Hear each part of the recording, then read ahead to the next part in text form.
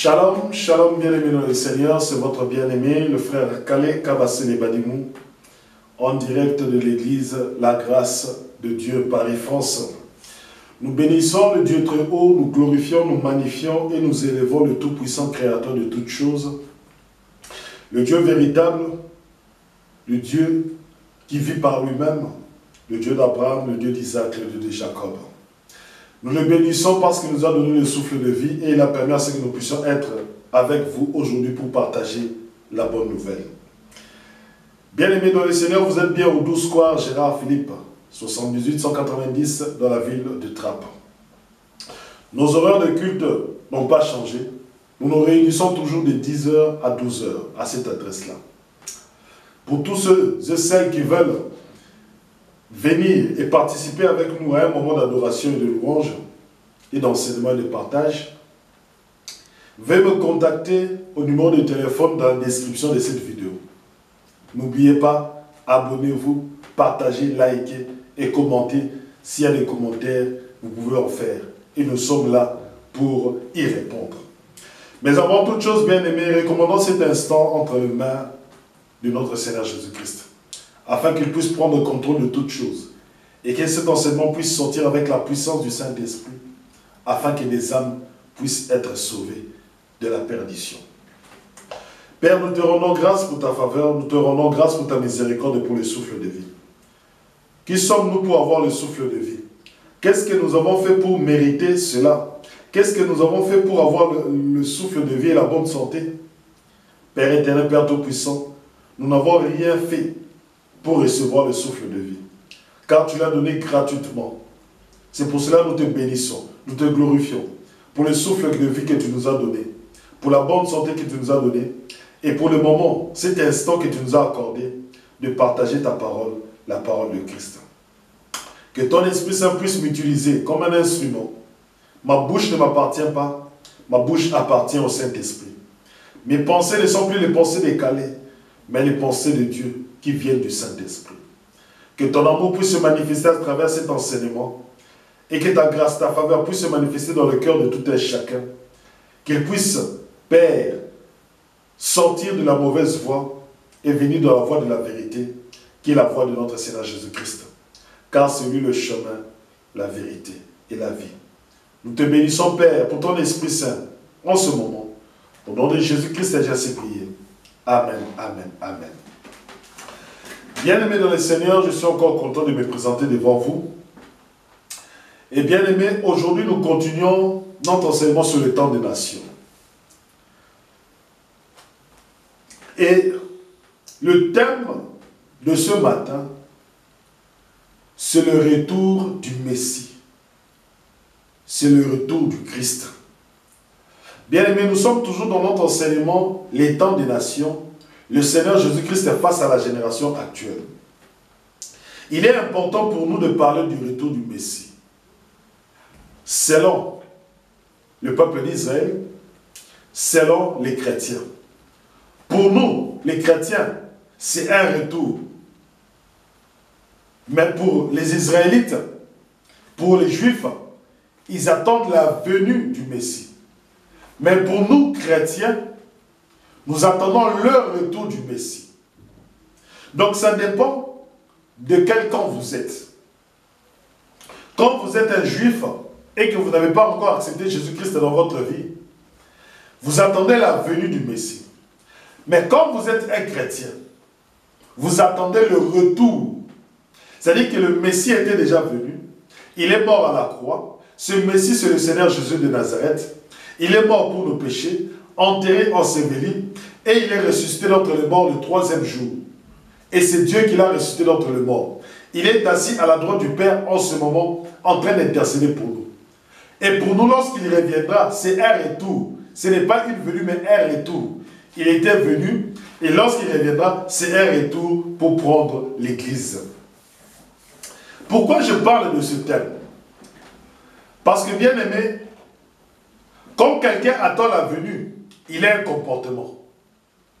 Et quand quelqu'un attend un retour, il a aussi un autre comportement. Pourquoi? Parce que selon les Juifs, selon les rabbins juifs, selon la communauté israélite en ce moment, le Messie n'est pas encore venu. Le Messie ne s'est pas encore manifesté.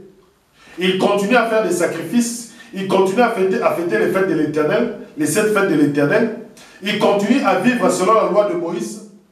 Donc, ils ne savent pas que le Messie était déjà venu. C'est pour cela, bien aimé, je dis, celui qui parle de la venue a un comportement. Et celui qui parle du retour a aussi un comportement. Parce que celui qui parle du retour de Jésus de Nazareth, bien aimé, pour lui, il doit avoir une certaine manière de vivre qui sera différente des Israélites. Pour lui, il a déjà cru en Jésus-Christ. Pour lui, Jésus-Christ a déjà pardonné ses péchés. Pour lui, Jésus-Christ, Dieu l'a ressuscité d'entre les morts. Pour lui, Jésus-Christ a fait de lui un enfant de Dieu. Mais ce n'est pas pareil avec les Israélites. Eux, ils attendent encore la venue du Messie. Et comme ils attendent encore la venue du Messie, j'ai quand même lu différents évangiles. L'évangile de Jean, de Matthieu, de Jacques, de Luc, ainsi de suite. J'ai lu. Et j'ai remarqué que même au temps des actes des apôtres, même au temps où le Saint-Esprit est descendu, le peuple juif, le peuple israélite attendait toujours le Messie. Et en ce temps-là, il y avait toujours des gens qui sortaient, qui se disaient des Messies. Qui sortaient, qui se disaient, je suis le Christ. Il y en a eu beaucoup dans l'histoire du peuple d'Israël. Mais nous référons-nous aux Écritures. Nous référons-nous à l'Évangile. Commençons d'abord par Luc chapitre 3. C'est très important de comprendre cela.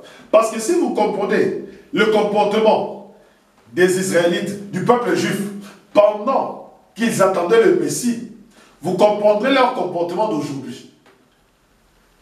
Donc ce que le peuple juif fait aujourd'hui n'est pas différent de ce que leurs ancêtres faisaient au temps de la venue de Jésus-Christ, au temps de la venue du Seigneur Jésus-Christ.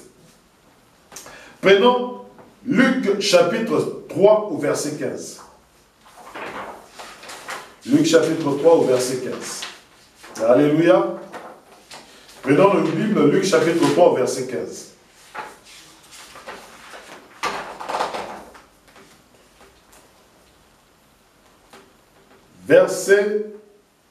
Commençons par le verset 10. Les foules lui demandaient, alors que devons-nous faire?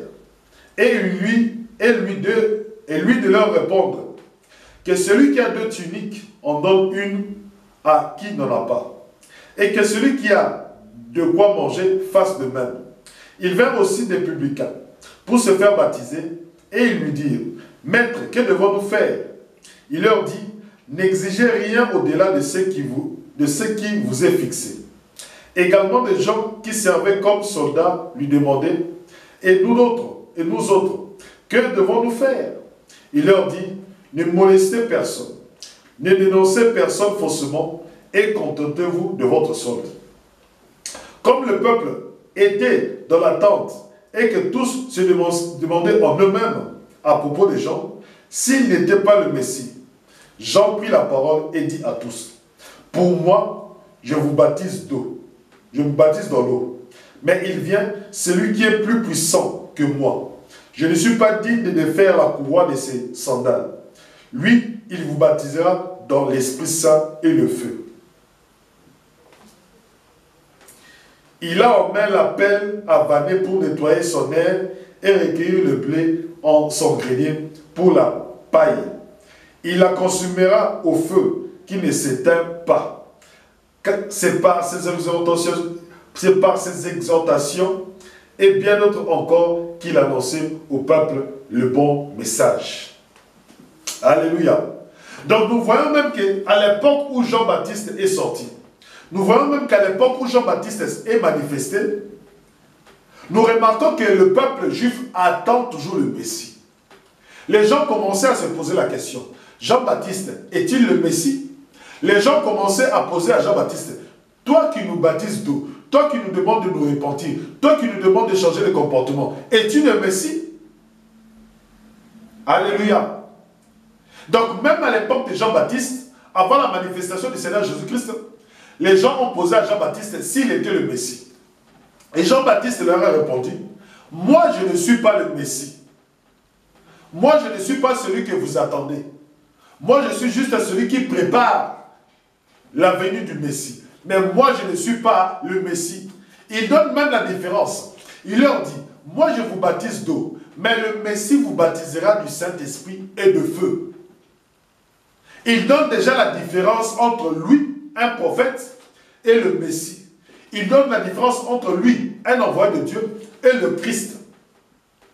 Donc quand le peuple verra un homme baptisé du Saint-Esprit, quand le peuple verra un homme parler du Saint-Esprit et qu'il baptisera les gens du Saint-Esprit et de feu, c'est là que le peuple reconnaîtra que c'est lui le Christ et c'est lui le Messie. Prenons un autre exemple. Luc chapitre 7 au verset 19.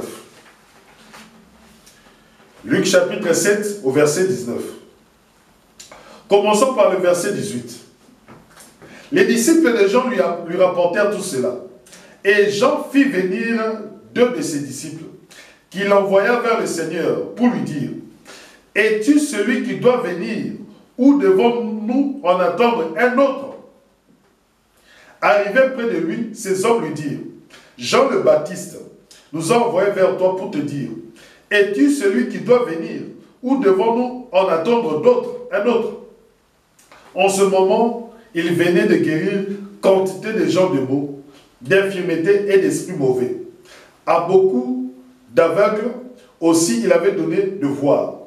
Il répondit aux envoyés, « Allez rapporter à Jean ce que vous avez vu et avez entendu dire.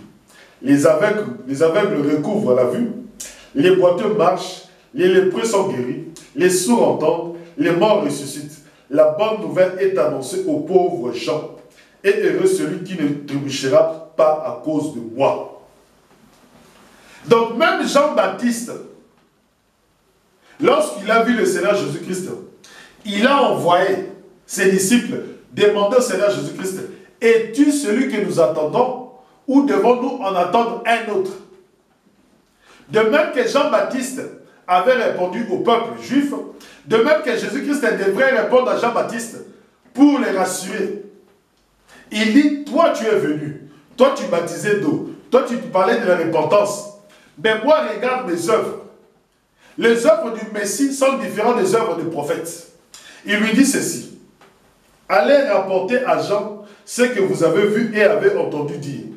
Les aveugles recouvrent la vue, les boiteux marchent, les lépreux sont guéris, les sourds entendent, les morts ressuscitent. La bonne nouvelle est annoncée aux pauvres gens. Et heureux celui qui ne trébuchera pas à cause de moi. Jean-Baptiste ne ressuscitait pas les morts.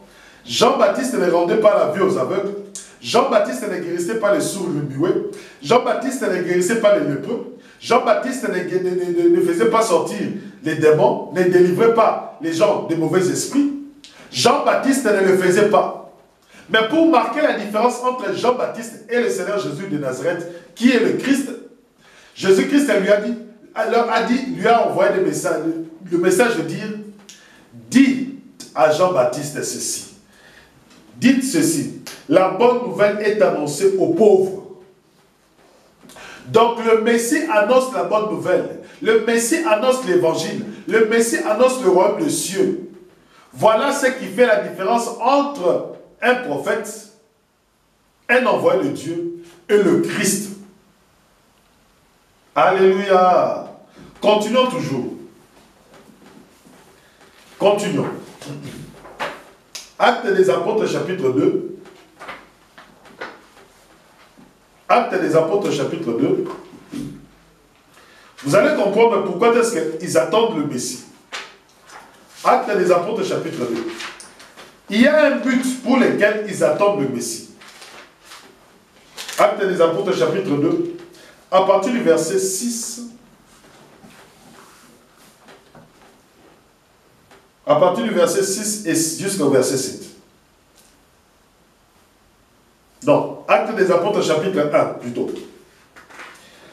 Actes des Apôtres chapitre 1, à partir du verset 6 jusqu'au verset 8, on descend. Actes des Apôtres chapitre 1, à partir du verset 6 jusqu'au verset 8, on descend. Et donc, s'étant réunis, de lui demander, « Seigneur, est-ce dans l'immédiat que tu vas rétablir le royaume au profit d'Israël ?» Il leur répondit, « Ce n'est pas à vous de connaître le jour et l'heure que le Père a fixé de sa propre autorité. Mais quand le Saint-Esprit descendra sur vous, vous recevrez de la force et vous serez mes témoins à Jérusalem, dans toute la Judée et la Samarie et jusqu'aux extrémités de la terre. Donc,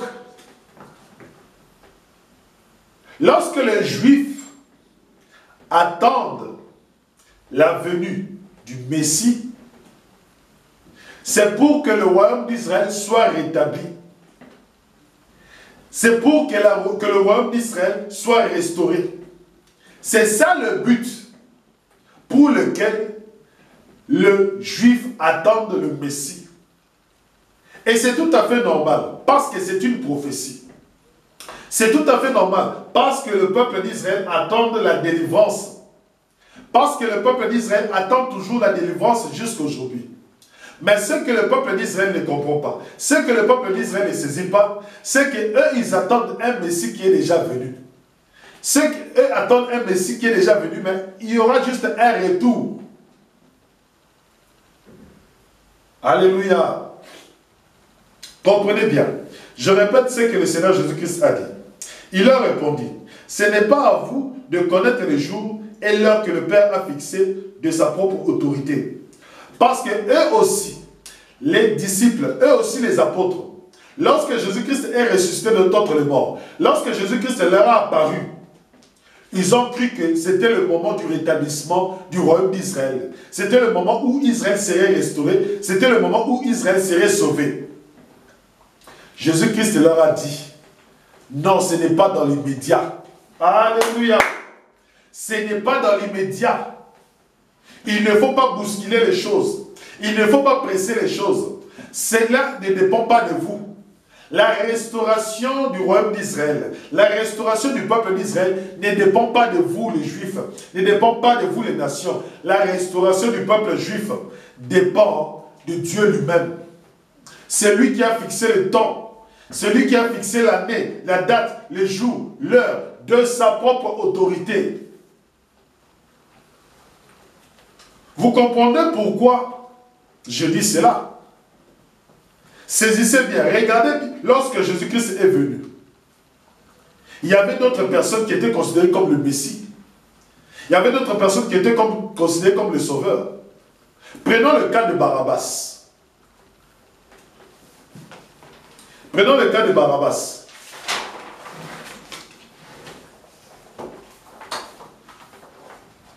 Prenons le cas de Barabbas. Matthieu chapitre 24.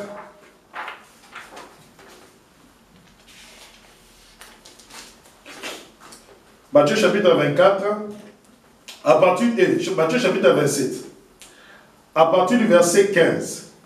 Or, c'était une coutume qu'à chaque fête, le gouverneur libéra un prisonnier, celui que voulait la foule. Il avait alors un prisonnier fameux appelé Barabbas. Quand ils firent rassembler, Pilate leur dit, qui voulez-vous que je vous libère, Barabbas ou Jésus, appelé le Messie? Il savait en effet que c'était par jalousie qu'on le lui avait livré. Pendant qu'il siégeait au tribunal, sa femme lui envoya dire, ne te mêle pas des affaires de ce juste, car j'ai beaucoup souffert en songe aujourd'hui à cause de lui. Mais les grands prêtres et les anciens persuadèrent aux foules de réclamer Barabbas et de faire mourir Jésus. Or, Barabbas c'était qui? Barabbas était un brigand. Barabbas était un dissident. Barabbas voulait la libération du peuple d'Israël. Barabbas cherchait à faire une révolte afin que les Juifs puissent se révolter contre la colonisation romaine, contre la colonisation grecque. Et Barabbas était un leader. Mais il s'est retrouvé en prison car il était capturé. Donc vous voyez que à chaque fois, il y a toujours un homme qui se met debout, qui vient dire, non, moi je vais rétablir le royaume d'Israël. Il s'est fait passer pour le Messie, il s'est fait passer pour le Christ. Et remarquez bien, lorsque, dans Actes des Apôtres, il y a aussi plusieurs personnes qui sont sorties comme ça. Dire que nous sommes dire que je suis le Messie, dire que je suis le Sauveur. Et beaucoup de Juifs les suivent. Et jusqu'à aujourd'hui, lorsque vous regardez l'histoire d'Israël, il y a toujours des gens qui sortent comme ça, je suis le Messie. Il y a toujours des gens qui sortent, je suis le Christ. Il y a toujours un Juif qui s'élève, je suis le Messie. Et beaucoup de gens suivent ce gars-là, et quand ils le suivent, ils remarquent que c'est un aventurier. Ils veulent faire la révolution, ils veulent faire le désordre, et à chaque fois, les gens ont péri, toujours comme ça. Beaucoup de gens sont morts, beaucoup de Juifs sont morts, pourquoi? Parce qu'ils ont suivi un prétendu Messie. Prenons Actes des Apôtres, chapitre 5, au verset... Oh, frère Calais. Oui, il y a des gens qui se prétendent de Messie. Et lorsque je parle pour cela pour le peuple israélite. Lorsque vous voyez quelqu'un se mettre debout, dire qu'il est le Christ, dire qu'il est le Messie, n'allez pas vite courir vers lui. Et ce qui est bizarre, c'est que le peuple élu est en train des fois de suivre des aventuriers. Comme en ce moment, il y a un monsieur qui est sorti, on dit que c'est lui le Messie, parce qu'il connaît toute la Torah par cœur. Oh, il n'y a que le Messie qui peut connaître toute la Torah. Mais lorsque je regarde les Écritures, lorsque je regarde la caractéristique du Christ, Christ a dit, Jésus de Nazareth dit aux envoyés de Jean-Baptiste, dit aux disciples de Jean-Baptiste, il leur dit, allez et dites-lui ce que vous avez entendu, dites-lui ce que vous avez vu. Ce qu'ils ont entendu, c'était quoi? La bonne nouvelle du royaume. Ce qu'ils ont entendu, c'était quoi? La repentance des péchés. Ce qu'ils avaient entendu, c'était quoi? C'est que le Messie devrait mourir et ressusciter le 3e jour. Et ce qu'ils avaient vu, c'était quoi? La résurrection des morts. Les lépreux étaient guéris, les paralytiques marchaient, les sourds-muets étaient guéris, les démons étaient chassés. Les aveugles recouvraient la vue. Voilà les caractéristiques du Messie. Mais au lieu de se référer à travers les Écritures à cela, le peuple juif d'aujourd'hui, le peuple israélite d'aujourd'hui, ne se réfère pas à cela. Pour eux, lorsque quelqu'un connaît toute la Torah, donc c'est bon, il connaît par cœur, donc c'est lui le Messie. Actes des Apôtres, chapitre 5. À partir du verset 36 jusqu'au verset 39. Peuple israélite, réveillez-vous. Écoutez. À partir du verset 26 jusqu'au verset 39.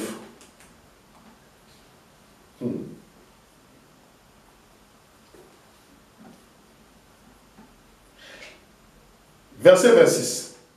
Alors le commandant partit avec le huissier et les amena, toutefois sans user de violence, car il craignait d'être lapidé par le peuple. Les ayant amenés, ils les firent comparaître devant les Sanhédrins. Et les grands prêtres les interrogea. Nous vous avions, dit-il, défendu expressément d'enseigner en ce nom-là. Et voilà que vous avez rempli Jérusalem de votre enseignement et que vous voulez faire retomber sur nous le sang de cet homme. À quoi Pierre et les apôtres répondirent, il faut obéir à Dieu plutôt qu'aux hommes. Le Dieu de nos pères a ressuscité Jésus, que vous aviez fait mourir en le suspendant au gibier. C'est lui que Dieu a élevé par sa droite comme chef suprême et sauveur, afin d'accorder à Israël le repentir et la rémission des péchés. Pour nous, nous sommes témoins de ces choses, ainsi que l'Esprit Saint que Dieu a donné à ceux qui lui obéissent. Maintenant, écoutez la réponse du Sanhédrin. Le Sanhédrin, c'est le tribunal du peuple d'Israël. C'est le tribunal des Juifs. Exaspéré par ce qu'ils venaient d'entendre, ils voulaient les faire mourir. Alors intervint dans les Sanhédrins un pharisien du nom de Gamaliel, docteur de la loi vénéré de tout le peuple. Un homme puissant, un homme reconnu, un homme influent. Il ordonna de faire sortir ces hommes pour un instant. Et il dit aux Sanhédrites, Israélites, prenez garde à la façon dont vous allez agir avec ces hommes. Il y a quelque temps, en effet, a surgi Teudas, qui prétendait être quelqu'un et à qui s'attachèrent environ 400 hommes. Lui fut tué et tous ses adeptes furent dispersés et anéantis. Donc, lorsque même les apôtres, le Saint-Esprit était descendu, les apôtres parlaient de Jésus, il y avait aussi un homme qui était sorti, il y avait aussi un homme qui s'était dit que je suis quelqu'un, il y avait aussi un homme qui était sorti qui s'est dit que je suis le Messie. Et Gamaliel leur a dit, faites attention. Teudas que vous voyez, il est venu et il y a eu 400 personnes qui l'ont suivi. Et il y a eu des adeptes qui se sont ralliés à lui. Mais sachez une chose, Teudas est mort, tué, et ses adeptes et son groupe a été anéanti et dispersé. Voilà les conséquences d'un juif qui sort comme ça, qui s'est dit, je suis le Messie. Alléluia.